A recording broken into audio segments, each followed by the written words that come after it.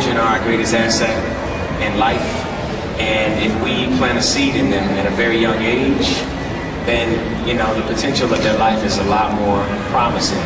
So my foundation mentors at-risk youth, teaching them about the business side of the sports and entertainment industries, both industries that are multi-million-dollar industries, and teach them that they can be more than what they see on television.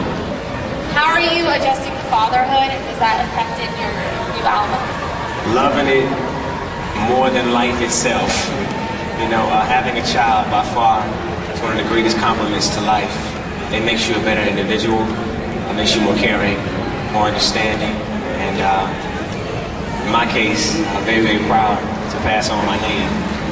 Yes, I should talk to us about over here about Great and your other business ventures. Other business ventures, The Great in Atlanta, Georgia is a wine and retail bar.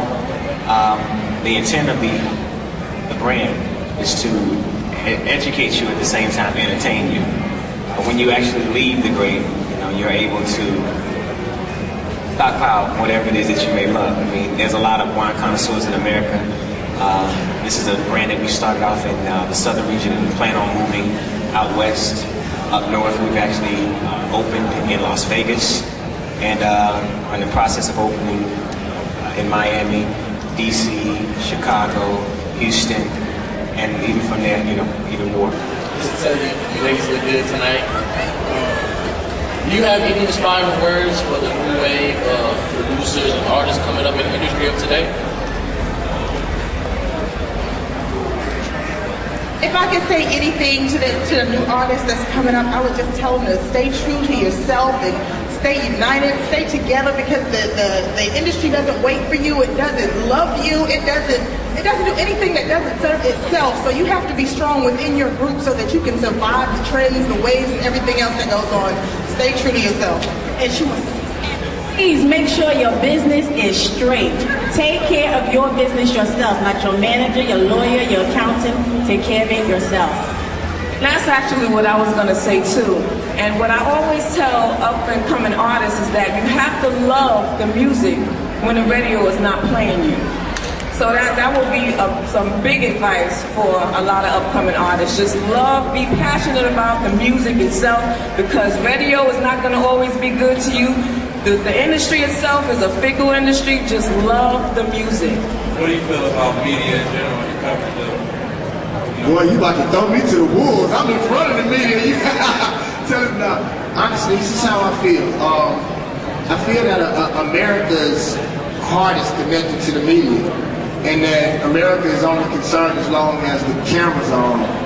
The thing that I wish that America would do from a media perspective as well as from a government perspective is tell the story from our side. When I saw how they were portraying New Orleans, and they didn't tell the fact that people hadn't got any support for 3 or 4 days and people were hungry. They just say these folks are looting, but they didn't tell the whole story. The thing that I would ask people is, once you become a part of the media family, still remember that you're a part of the human family first. So how have you grown this album? A year ago, the day before Father's Day, my father passed. 6 people that I've been close to, including Pimp C from UGK to Static Major, have died.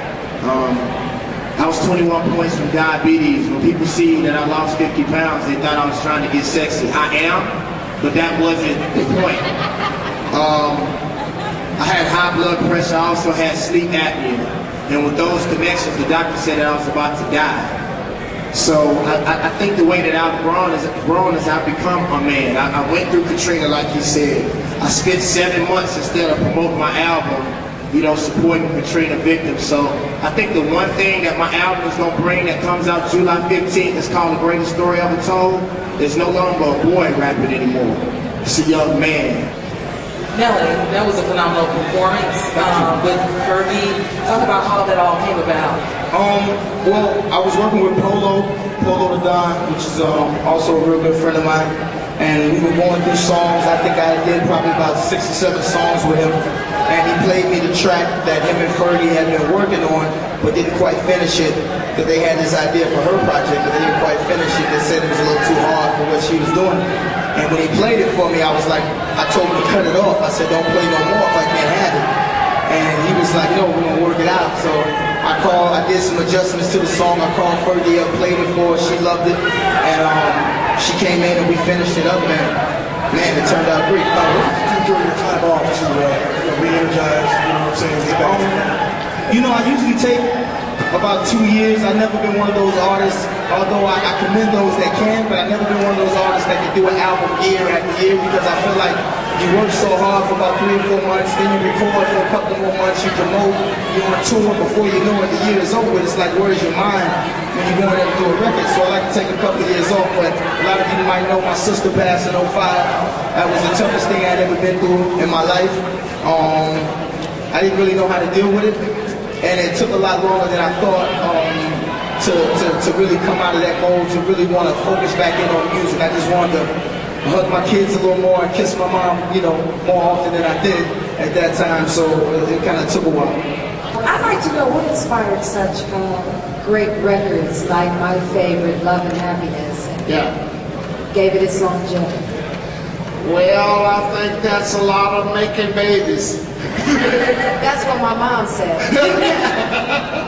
I mean, in London, they were asking us, do you know how many kids been born since you've been making this music? I'm going like, But I mean, the music is what it is, and it's about love, and it's about compassion, it's about affection, it's about family, it's about time for me to go. Bye.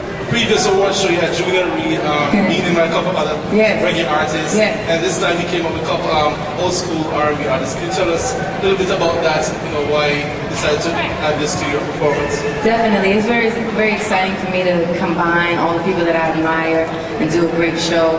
You know, being able to bring out Junior Reid and so many incredible reggae artists when I perform No One was unbelievable, and the energy is just crazy. And these are people that I love, so I love to give them love. Tonight, to be able to feature SWV and Vogue and TLC, you know, 3 of the all-time best girl groups ever, you know, it's just incredible. So it was really exciting for me to do that. I'm a fan of theirs, and for me to give them love up there tonight was unbelievable. All right, one more question, and then I have You gonna take one more? I'll take one more. I'll take one more. Young lady in the very back, I have not given her one question this evening. I'm sorry. Could you tell us about your foundation to help children in Africa? Oh, sure. My organization is called Keep a Child Alive. I'm really proud of it, especially because we just finished a documentary called Alicia in Africa. You can see it at aliciainafrica.com. It's been over 1 million views online, and it's very inspiring because it takes you on a journey that I took to go to Africa to really see the work that Keep a Child Alive does. We provide the antiretroviral medicine for children and families who have AIDS and won't be able to live without it. So to be able to see the way we're able to build clinics and orphanages and really change people's lives and allow them to live with AIDS is really a humbling experience. So you see that, what I love about it is we treated it like Radiohead, their album, where they just gave it to the people and you chose what you wanted to pay. Instead of us sticking you up for money, we ask you to be inspired, and whatever you're inspired to donate, and when you know it's going to go to something incredible. So, AliciaInAfrica.com, go check it out and support. Thank you so much, I appreciate it.